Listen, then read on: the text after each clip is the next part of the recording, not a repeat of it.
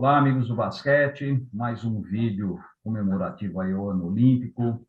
E hoje a gente vai falar de história de Jogos Olímpicos. E eu estou aqui com o meu amigo, o professor Georgios Hatzidakis, que atualmente ocupa um cargo de assessor de gabinete da Secretaria de Esportes de São Paulo. Mas o Jorge está aqui porque ele realmente é um tremendo conhecedor de história olímpica, uma pessoa que sabe muito de Olimpíada. Eu tive a alegria, o prazer, né, de estar com o Jorge em 96 em Atlanta, onde a gente falou sobre Olimpíada. O Jorge já participou de vários eventos que eu promovi falando de Olimpíada, e eu tenho certeza que vai ser um bate-papo muito legal, muito esclarecedor. Então, Jorge, obrigado pela tua colaboração, pelo teu tempo, e agradeço demais aí a tua participação. Eu que agradeço o convite, Dante. É um prazer muito grande te atender.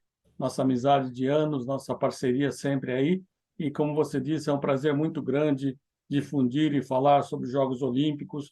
Realmente, eu sou apaixonado pelo olimpismo desde a década de 90, quando eu tive a oportunidade de ir para a Olímpia, conhecer onde nasceram os Jogos Olímpicos. De lá para cá, o tempo inteiro preocupado em difundir os valores olímpicos e os Jogos Olímpicos. Muito bem. Então, Jorge, primeiro, né, claro que os Jogos Olímpicos tomaram ocuparam um espaço muito grande aí, mas quem conhece a história, né, da antiga Grécia sabe que os Jogos Olímpicos não eram os únicos jogos que existiam naquela época, né? Na verdade, existiam vários jogos, vários eventos que comemoravam os deuses, as deusas da época, e no caso, os Jogos Olímpicos acabaram se tornando mais famosos, porque na verdade eram os jogos que homenageavam o chefão, né? Exatamente. O Na verdade, dono. eram quatro jogos diferentes na Grécia, né? Jogos Nemeus, jogos Píticos, jogos Argônicos e os Jogos Olímpicos, né? Cada um em homenagem a um dos deuses. Mas o mais importante, o que acabou se tornando mais tradicional e mais importante, como você disse, eram os Jogos Olímpicos, justamente porque eram em homenagem a Zeus, que era deus de todos os deuses, pai de todos os deuses. Então, Jorge, e fala um pouquinho, né, enfim, sobre esses jogos, o que eles representavam, o que efetivamente eles homenageavam, por que eles eram realizados, e o tipo de competição, né, que eles apresentavam, né, que eram competições, algumas que acabaram permanecendo, talvez com outros nomes, tal, mas algumas que a gente não faz ideia do que acontecia, né? Sim, os Jogos Olímpicos eram realizados na cidade de Olímpia, como o próprio nome diz, né? É importante frisar que a cidade de Olímpia não era uma cidade com moradores, era uma cidade sagrada, vamos dizer, como é o Vaticano, né? Era uma cidade onde você tinha o principal templo de Zeus, onde era aquela estátua que era uma das 12 maravilhas do mundo, uma estátua gigantesca de ouro e pedras preciosas, onde os peregrinos da Grécia inteira iam prestar homenagem a Zeus. Alguns dizem que os jogos surgiram justamente entre os peregrinos, faziam uma corrida para ver quem iria acender a pira em homenagem a Zeus. Outros já dizem que foi em homenagem a Hércules, né, que fez os 12 trabalhos, filho de Zeus também, em homenagem a ele. Mas a história que realmente prevalece é realmente como homenagem a Zeus. Então, na cidade de Olímpia, havia uma trégua, né, porque 10 meses praticamente todos que queriam competir em Olímpia deveriam ir para a Olímpia treinar antes dos Jogos. Isso, o primeiro registro que se tem dos Jogos é de 776 antes de Cristo, né? Foram os primeiros Jogos Olímpicos e foram realizados a cada 4 anos. E é importante, eu gosto sempre de frisar isso, né? Na Grécia, o tempo era contado em Olimpíada. Então, a Olimpíada era um período de tempo de 4 anos. E os Jogos Olímpicos comemoravam o início da Olimpíada. As pessoas, vou para a Olimpíada. Não, nós estamos na Olimpíada de Tóquio e vamos entrar na Olimpíada de Paris. Então, quando começarem os Jogos Olímpicos de Paris, nós entramos na Olimpíada de Paris, que é o período de 4 anos até Los Angeles. Então, eram realizados esses Jogos de Olímpia. Realmente, a cidade de Olímpia foi escavada depois de muito tempo. Ela foi porque os Jogos foram proibidos em 394 depois de Cristo pelo imperador Teodósio I, que foi o primeiro imperador cristão que queria acabar com o paganismo, e os jogos eram considerados pagãos, né? Então ele proibiu os jogos, destruiu a cidade de Olímpia, tiveram terremotos, incêndios, e a cidade de Olímpia ficou soterrada. Mas a memória foi passada através do tempo, e por volta de 1800 os franceses, os alemães começaram a procurar a cidade de Olímpia e encontraram o grande sítio arqueológico que hoje, como eu te disse, é uma fonte de inspiração. Eu costumo dizer para quem vai para a Grécia, não ficar só em Acrópolis ou para ilhas. É importante, quem gosta de esporte, conhecer a cidade de Olímpia, que é no centro da Peloponeso. E realmente, quando você está no Estádio Olímpico da Antiguidade, parece que o espírito olímpico desce em você. Você fica encantado em imaginar-se há 3.000 anos atrás, 2.000 anos atrás, vendo quase 40 mil pessoas que iam assistir os Jogos da Antiguidade, lotando aquele estádio e os atletas competindo. Tá? Então, é importante, havia o período de treinamento. Nos Jogos Olímpicos da Antiguidade era proibida a entrada de mulheres na cidade de Olímpia.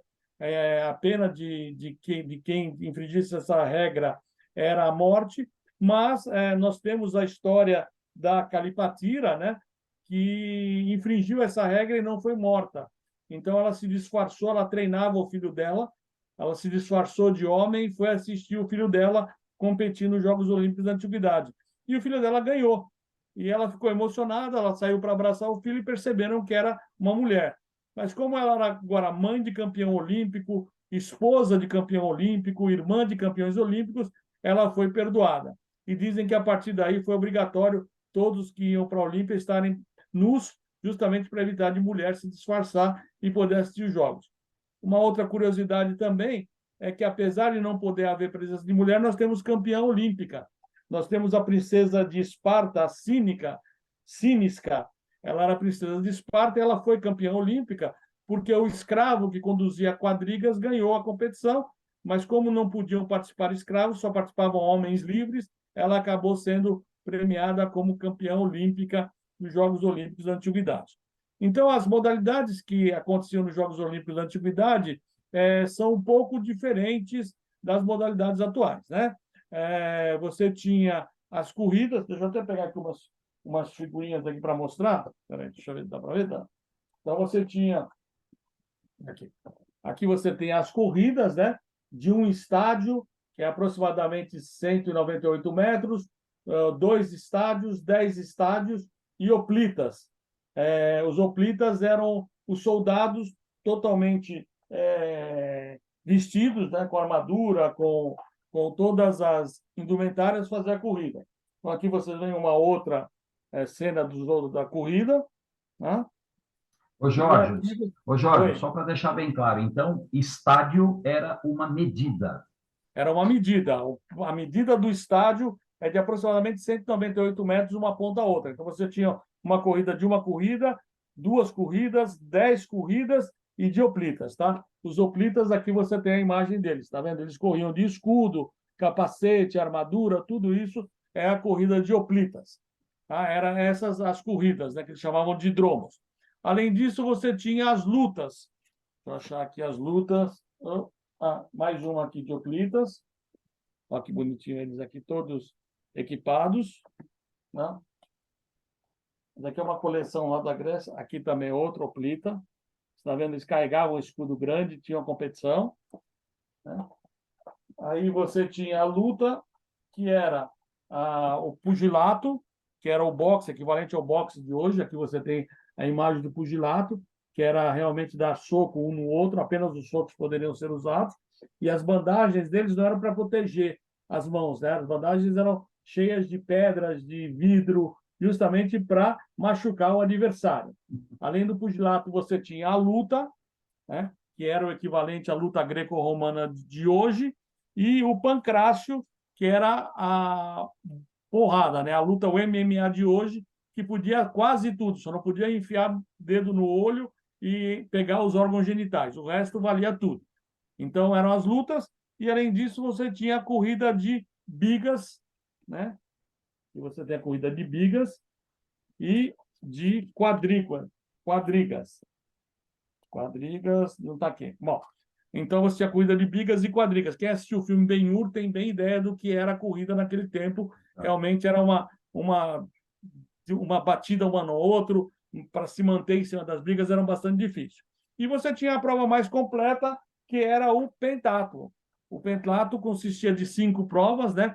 Era o salto em comprimento, o lançamento da jabalina. Salto em comprimento é esse daqui, ó. E aí o curioso é que os atletas saltavam carregando esse peso aí. Cada um tinha aproximadamente 5 quilos.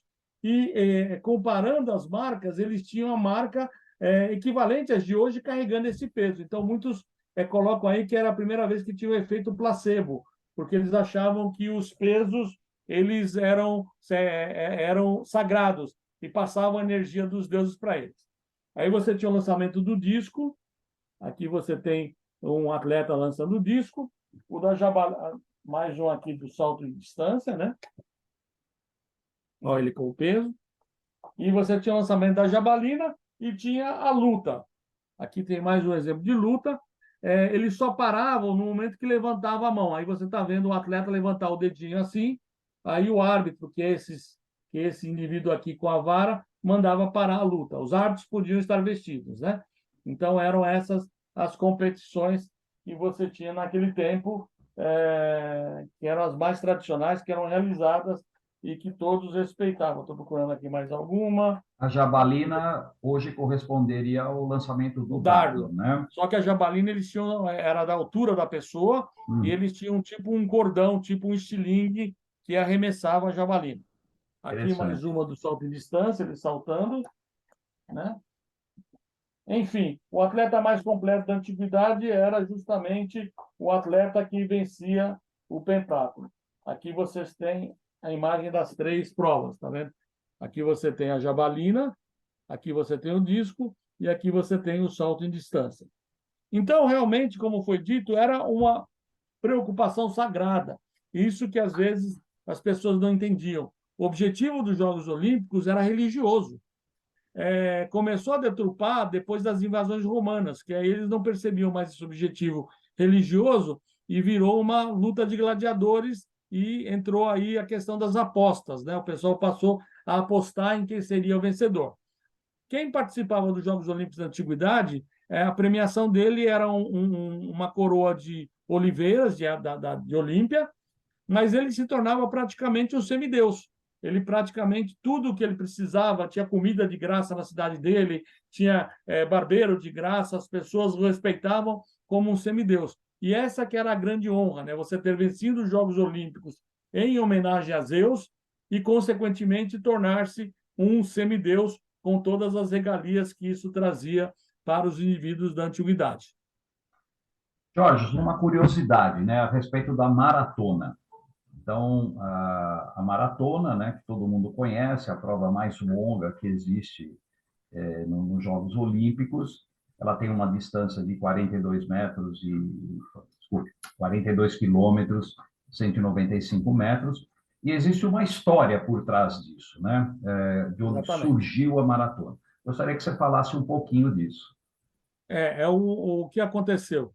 É um soldado Fidias que os gregos, os atenienses, estavam em guerra com os espartanos e na planície de Maratona, que tem 42 quilômetros de Atenas, os gregos venceram, os atenienses venceram os persas. E aí o Fidípedes saiu correndo, né, da maratona, da planície de Maratona até Atenas, chegando lá. Ele falou que venceram e acabou morrendo imediatamente após ter dado essa notícia. Em homenagem a essa distância, que nos Jogos Olímpicos da Era Moderna, o Barão de Coubertin incluiu a maratona. A princípio eram 42 quilômetros, mas nos Jogos Olímpicos de 1908, em Londres, havia mais 140 metros, onde ficava o palanque oficial, onde estava o rei. Por isso que se adotou essa medida de 42 quilômetros, cento e poucos metros, porque tinha o espaço dos 42 quilômetros até a chegada, onde o rei ia dar a honra de ver a chegada da maratona. Então, é uma curiosidade importante que a gente fica sabendo através dos tempos, como se até lá, nesse tempo, tem a questão política e a questão de atender à realeza. Ô, Jorge, outra coisa, né? Como você bem disse, não era permitida a participação de mulheres. E interessante que quando os Jogos Olímpicos foram reativados, né, em 1896, ainda demorou um tempo para que as mulheres fossem admitidas nos Jogos, né? Se não me falha a memória, foi nos Jogos de Paris, 1904, foi isso? Isso. Porque o que acontece? O Barão de Coubertin era contra a participação das mulheres. Quando eu estive em Olímpia, na Academia Olímpica Internacional, a gente debateu essa questão, e não era por uma questão de machismo do Barão de Coubertin. É que o Barão de Coubertin ele foi criado por uma casa de mulheres, mãe, tia, avó, primas, irmãs, e ele respeitava muito elas. Ele achava que elas eram muito delicadas, que eram encantadoras, então, ele não via elas praticando atividade física, achava que aquilo prejudicaria a saúde. Por isso que ele era contra a participação das mulheres. Mas, infelizmente, para ele, e felizmente para nós, as mulheres começaram a participar, inicialmente com o tênis, e agora, nos Jogos Olímpicos de Paris, chegou a marca exatamente de 50% de atletas masculinos e femininos. É a primeira vez na história que haverá igualdade entre ambos os sexos nos Jogos Olímpicos. E a delegação brasileira provavelmente vai ter mais mulheres do que homens nesses Jogos Olímpicos de Paris. E o Barão de Coubertin, como dizia Zagallo, teve que engolir as mulheres e hoje elas ganharam o seu espaço. Essa questão da delegação brasileira, eu li recentemente que pela primeira vez na história dos Jogos Olímpicos, a delegação brasileira vai ter mais mulheres do que homens, né? É um fato muito Exatamente. legal, afinal de contas, o esporte feminino está tomando uma dimensão muito grande, né, em todos os sentidos. O Jorge, mudando, saindo um pouquinho da história antiga, né, o Alberto Murray, que você conhece muito bem, que também é uma pessoa extremamente especializada em Olimpíada, ele fez uma abordagem sobre a questão do profissionalismo, né? E o que você acha, né? O que aconteceu? O que esse profissionalismo hoje está trazendo de benefício ou não para os Jogos Olímpicos? Porque a gente percebe, até discutir com ele isso, que hoje, muitas vezes, não só nos Jogos Olímpicos, mas principalmente em outros campeonatos, às vezes a disputa ela deixa de ser entre países, ela passa a ser entre marcas. Sim. Né? É o atleta que representa a Nike, o outro representa a Adidas, o outro representa Puma, enfim. Qual a sua opinião sobre isso? O que tem que se lembrar é que, na realidade, a questão do amadorismo nos Jogos Olímpicos sempre foi defendido porque não se queria que os operários participassem dos Jogos Olímpicos, né? Então, na concepção do Barão de Coubertin e dos príncipes e aristocratas do Comitê Olímpico Internacional da época, somente quem era aristocrata poderia participar. Então, ele não precisaria de dinheiro, ele não precisaria ser profissional. E a partir do momento que pudesse ter algum tipo de profissionalismo, daria oportunidade para as classes trabalhadoras competir nos Jogos Olímpicos. Então, a gente pega o exemplo do carruagens de fogo. Nem treinador profissional você poderia ter nos Jogos Olímpicos da era moderna nos primeiros anos. Quando se descobriu que o Lindford tinha lá do 100 metros tinha um treinador, era um absurdo. Onde já se viu ter uma pessoa treinando esse atleta? Isso torna profissional. Então, não é muito bonita essa questão de amadorismo, mas nós temos que ver que a realidade já há muito tempo atrás, acabou prejudicando o bom desempenho de atletas. Então, você tem a questão do Ian Thorpe. Ele foi punido porque ele tinha competido num jogo de beisebol, numa outra época, tinha ganho não sei quantos dólares, e aí ele competiu nos Jogos Olímpicos, ganhou tudo que tinha direito e foi desclassificado depois porque descobriram que ele tinha recebido Sim. dinheiro de uma outra modalidade, né? Você tem diversos exemplos, até o próprio no Brasil, o Ademar Ferreira da Silva, ele quase foi punido porque ganhou uma casa de presente. Então, é complicado quando você começa a ver a situação dos atletas que competiam e o nível de exigência que hoje tem o esporte. Se não houvesse profissionalismo, não haveriam marcas tão fortes e tão destacadas se o atleta não pudesse viver exclusivamente do esporte. Você imagina a dificuldade que é o atleta ter que trabalhar 8 horas por dia e ainda depois treinar para chegar no nível de excelência que acontece. Nós temos países que isso acontece e o desempenho deles não é bom, né? O que não pode acontecer é querer ganhar a medalha a qualquer preço. Então, por causa dos Jogos Olímpicos, o atleta se dopar para ganhar medalha, para ganhar mais dinheiro. E é esse que é o problema, né? Foi feita uma pesquisa na Europa, com atletas olímpicos, perguntando, ó, se você soubesse que o doping vai te matar, mas você vai ganhar com certeza a medalha olímpica, você se doparia? Quase 90% se dopariam, porque o objetivo é ganhar a medalha para ganhar mais dinheiro, e não para ser um atleta semideus e ter a glória histórica que é ser um atleta olímpico. Então, é uma questão bem complicada, nós temos as diferenças, e se pensar, mesmo nos Estados Unidos, pessoal, a gente fala do modelo americano, mas boa parte dos atletas americanos tem dificuldades financeiras, né? Nem todos são profissionais como o pessoal da NBA, como o Exatamente. pessoal do beisebol. Tem atleta lá que tem que fazer vaquinha, vender rifa para ir para os Jogos Olímpicos. Então, tudo isso tem que se levar em consideração para realmente ter um desempenho do entretenimento, do espetáculo, que são os Jogos Olímpicos da era moderna. Voltando um pouquinho, né, para a parte, vamos chamar assim, mais histórica e romântica, né, dos Jogos Olímpicos. Em relação aos aros olímpicos, existe realmente uma relação entre os aros, a cor dos aros e os continentes? Isso é uma coisa que a gente ouve falar muito, né? Que o vermelho é da América, que o verde é não sei da onde, que o negro é da África. Existe isso? Originalmente, o Barão de Coubertin usou os aros olímpicos, é uma figura que foi encontrada num sítio arqueológico, né? Aí ele criou a bandeira olímpica com fundo branco e as cores, e o objetivo era que com as cores da bandeira olímpica você faria a bandeira de qualquer país do mundo. Então, o original é isso.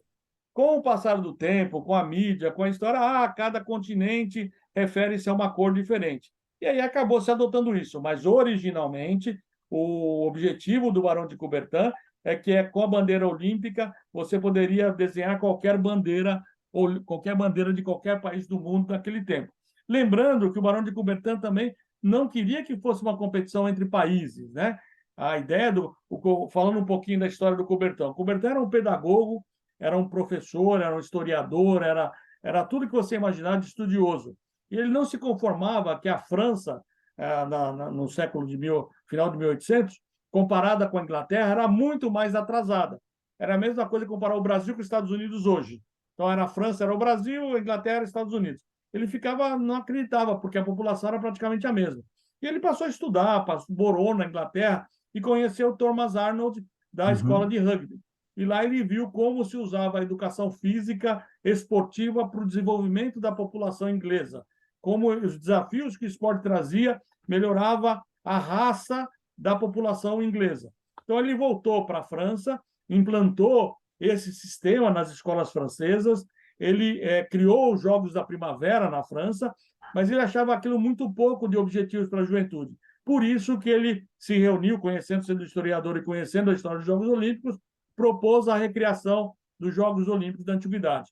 Então, a preocupação do Barão era justamente em que os indivíduos competissem entre si como uma forma de amizade, como uma forma de paz, e não competição entre países. Só que, para variar, a mídia encontrou uma forma de motivar e acabou criando a cultura de contar as medalhas para os países e ter a disputa entre países. Só um parênteses, Jorge, você falou um negócio interessante, acredito que algumas pessoas não saibam, né? Que rugby, o nome do esporte, é em função da escola onde ele foi criada, né? Ao Sim, a contrário de escola de muitos rugby. esportes, né? Basquetebol, bola ao cesto, voleibol, bola no ar, futebol, o rugby, ela não tem relação com o movimento específico, a dinâmica daquele jogo, né? Ele foi criado numa escola chamada rugby. Isso Sim, é um dado interessante que vale a pena o pessoal saber. O Thomas Arnold era um diretor espetacular, né? E era a cultura inglesa de ter a prática esportiva na escola. Então, você tinha remo, você tinha esgrima, você tinha as corridas, era a cultura inglesa e, de novo, nas escolas aristocratas. Por isso, de novo, lembrando aquela É, questão. O cidadão comum, o trabalhador, não podia estudar, não tinha como estudar, porque não tinha como pagar as escolas não eram públicas. Então, era o objetivo defender a aristocracia. Tem um filme, falando especificamente do futebol, que a origem do futebol também é a mesma coisa. A aristocracia inglesa criou o campeonato e quando os operários começaram a disputar, era uma briga, não queriam, desclassificavam as equipes porque os operários eram pagos pelas indústrias para jogar. e aí começaram a Exatamente. ganhar dos aristocratas, e isso foi um absurdo. Então, essa questão do profissionalismo já é desde daquele tempo discutida. Existe uma série, né, sobre esse. Na verdade, é uma Isso. série, isso que você está É o jogo citando. inglês. O Exatamente. jogo inglês da É Netflix. muito interessante, porque retrata exatamente esse cenário que você colocou, né? Os operários vencendo os aristocratas, isso causando uma zona de conflito muito grande e dificultou demais a aceitação, né, dessas equipes de Sim. operários. Bom, enfim, muito interessante essa série. Bom, Jorge, sempre que ouvir é sempre muito bom, porque a gente aprende pra caramba, né? Você tem um histórico, atrás de você aí tem um histórico, né, dos É. Jogos Olímpicos. Eu fico muito feliz de poder compartilhar com você. A gente já teve aí alguns momentos legais. Uma Então, coisa que eu gosto muito é colecionar artigos olímpicos. Eu não chego a ser um Roberto Gesta de Mello, que tem Galeria Olímpica na casa dele, é o maior colecionador do mundo, só perde para o Museu Olímpico, mas eu dou meus pitaquinhos. Então, aqui atrás tem a réplica das medalhas, aqui a de excelente. Tóquio, aqui do Rio, Londres, e vai até 1968, eu tenho a réplica. Para trás eu não consegui ainda. Mas Mas é vai muito bom conseguir. você. E agora está aguardando sair a réplica da medalha de Paris. Tem que tomar cuidado, porque quando é a réplica produzida pelo comitê organizador, é fácil comprar. Mas aqui a de Tóquio, por exemplo, eu passei vergonha, porque foi falsificada pelos chineses, deu maior rolo na China, prenderam mesmo, e eu sendo receptador de medalha falsificada. Então, é bem complicado essa história de adquirir objetos olímpicos. Muito bom. Jorge, muito obrigado. Foi um papo muito legal. Você realmente sempre traz coisas muito importantes para a gente. Eu tenho certeza que o pessoal vai curtir demais esse nosso bate-papo, esse nosso vídeo. Quero te agradecer demais e deixar para você aí as últimas palavras para a gente poder encerrar. Eu que agradeço, Dante. Eu acho que difundir a história e lembrar que os Jogos Olímpicos é uma parte do movimento olímpico que é muito mais amplo.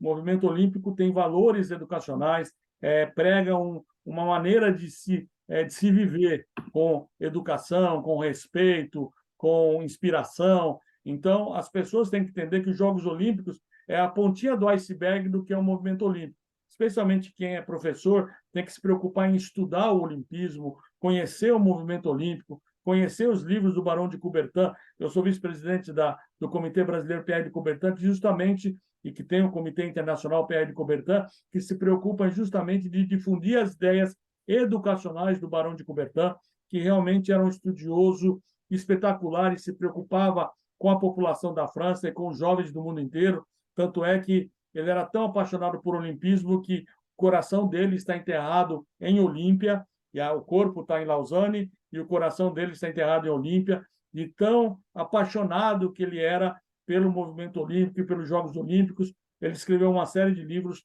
difundindo sua filosofia, preocupando-se com a educação dos jovens, com a raça dos jovens, com a questão do respeito que os jovens têm que ter aos mais velhos. Todos os conceitos que hoje são hiperatuais. Então, praticamente 150 anos, 200 anos, a gente tem que pregar isso e defender isso nas nossas escolas, nas nossas universidades, e os professores de educação física têm que estudar e conhecer um pouquinho mais o movimento olímpico. Eu agradeço a você, sempre estou à sua disposição. Você sabe que eu sou seu fã e o trabalho que você faz pelo basquete é excepcional. E estou à disposição de qualquer um, quem quiser me procurar, só pedir aí pelo LinkedIn, pelo Facebook, estou lá, me chama que eu estou à disposição de vocês. Muito bom, gente. Papo muito legal, aprendendo bastante sobre história. Convido vocês a continuarem acompanhando os nossos vídeos. Tem muita gente boa que vai falar, vai continuar falando sobre Jogos Olímpicos e eu conto com vocês aí para a gente difundir essa ideia. Jorge, muito obrigado, um bom dia, uma boa noite para você e a gente continua aí mantendo o nosso contato, sempre falando de Jogos Olímpicos. Um grande abraço. Muito obrigado a todos. Tchau, tchau.